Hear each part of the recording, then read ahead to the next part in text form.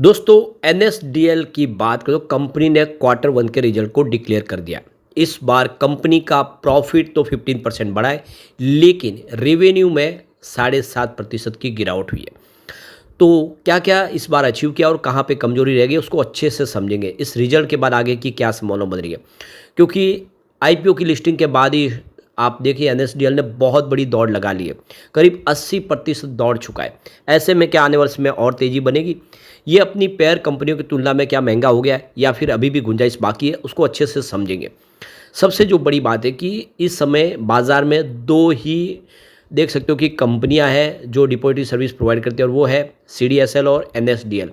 ड्यूपोली business है और आने वाले समय इस सेक्टर के अंदर संभावना काफ़ी पॉजिटिव है। काफ़ी सारा निवेश आ रहा है, वो डिबेट के माध्यम से आता है और डिबेट की रखवाली यही करते हैं। ऐसे में क्या उम्मीद है आगे इस रिजल्ट के बाद, समझने की कोशिश करेंगे इस वीडियो के माध्यम से। और पिछले 4-5 साल से देखें तो एनएसडीएल का कामकाज कैसा रहा है उसको भी समझेंगे, बिजनेस बढ़ रहा है या कमी आ रही है उसको भी जानेंगे। लेकिन फ्रेंड्स, उससे पहले अगर आप पहली बार हमारे चैनल पे आए तो चैनल को सब्सक्राइब कर दीजिए, एक बेल आइकॉन दबा दीजिए ताकि जब भी नया वीडियो बने पहला नोटिफिकेशन आपको मिले। वीडियो पसंद आए तो लाइक से जरूर कीजिए। चलो फ्रेंड्स, वीडियो स्टार्ट करते हैं। मैं हूँ आपका दोस्त एसपी दवे और हमारे अपने चैनल ऑनलाइन कमाई में आपका बहुत बहुत स्वागत है। तो सबसे पहले एनएसडीएल के कारोबार की बात करें तो आज 1288 पर क्लोजिंग थी, जहां पे 1.24% की तेजी देखने को मिली।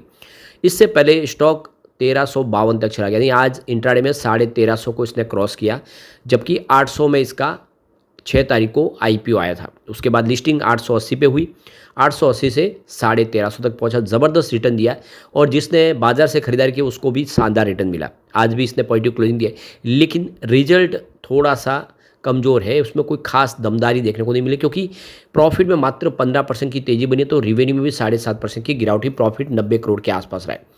तो अच्छे से उन आंकड़ों को समझते किस तरह से अचीव किया है, कहाँ कहाँ पे कमी रह गई है, तो उसको हम समझते हैं अच्छे से।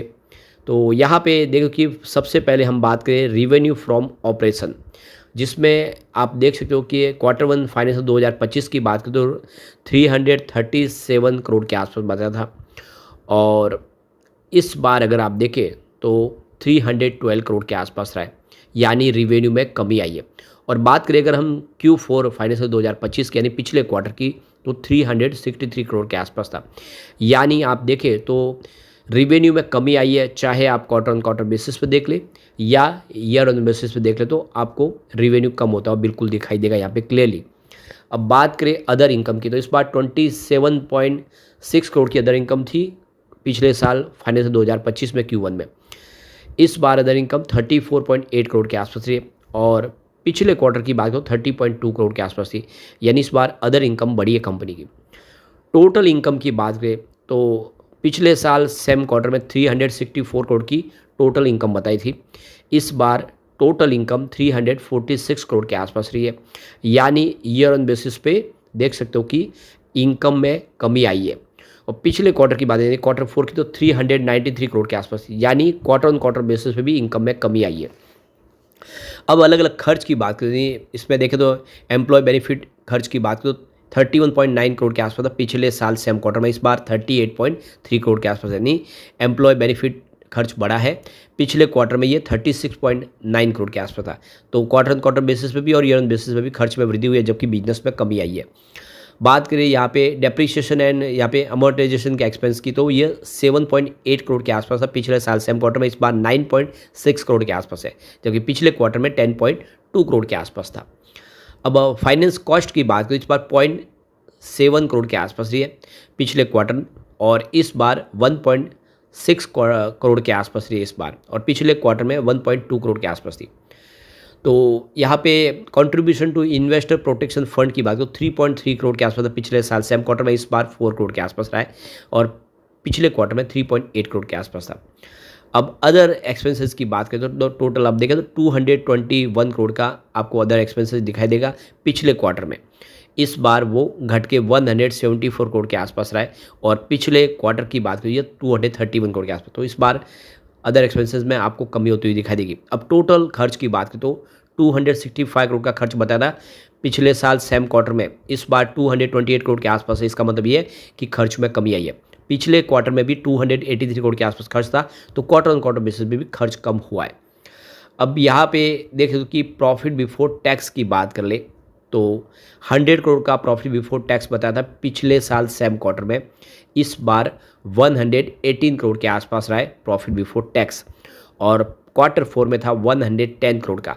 तो यहाँ पे प्रॉफिट बढ़ा है, चाहे क्वार्टर ऑन क्वार्टर बेसिस पे देख ले या ईयर ऑन बेसिस पे देख ले। तो अब यहाँ पे देख सकते हो कि प्रॉफिट आफ्टर टैक्स की बात करें पीएटी की, तो 77.8 करोड़ का बनाया था पिछले साल सेम क्वार्टर में। इस बार 89.6 करोड़ के आसपास है।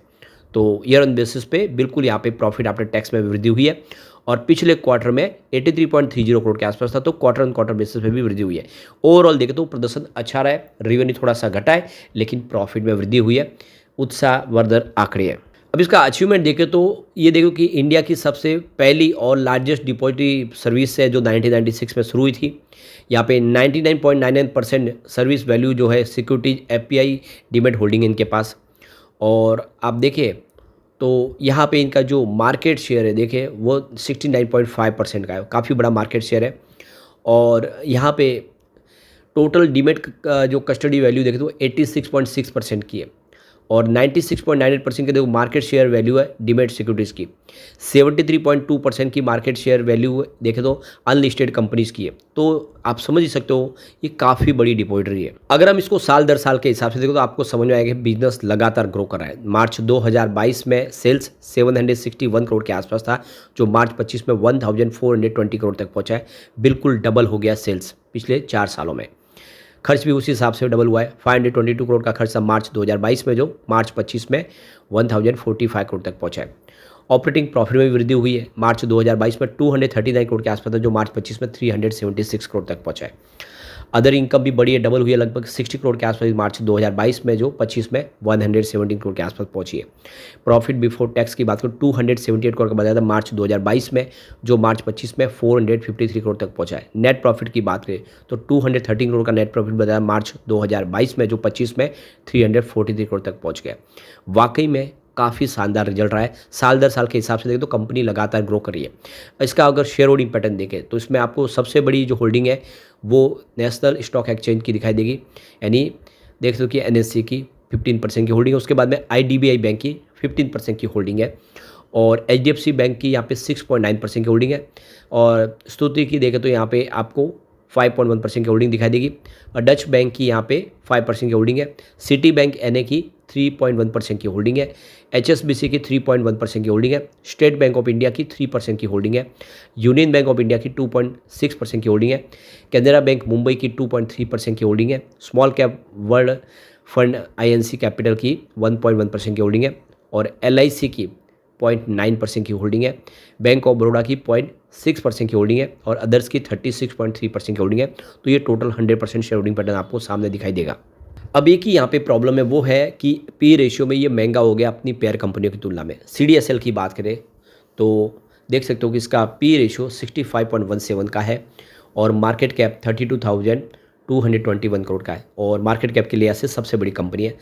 एनएसडीएल की बात करें तो 78.59 का पी रेशियो है, और मार्केट कैप 25,776 करोड़ का है। केफिन टेक्नोलॉजी जो शेयर ट्रांसफर एजेंट का काम करती है, उसका पी रेशियो 54.70 का है, और मार्केट कैप 18,696 करोड़ का है। कैम्प सर्विस की बात करें तो 41.97 का पी रेशियो है, और 18,646 करोड़ का मार्केट कैप है।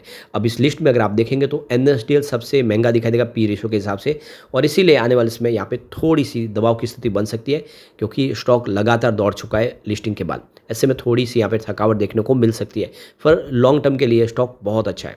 लेकिन फ्रेंड्स, कोई भी इन्वेस्टमेंट करने से पहले अपने फाइनेंशियल एडवाइजर से एडवाइस ले ले, या अपना खुद का रिसर्च करें, क्योंकि मैंने वीडियो आपके एजुकेशनल पर्पज़ के लिए ही बनाया। वीडियो पसंद आए तो लाइक से जरूर कीजिए, और चैनल को सब्सक्राइब कर दीजिए। Thank you friends.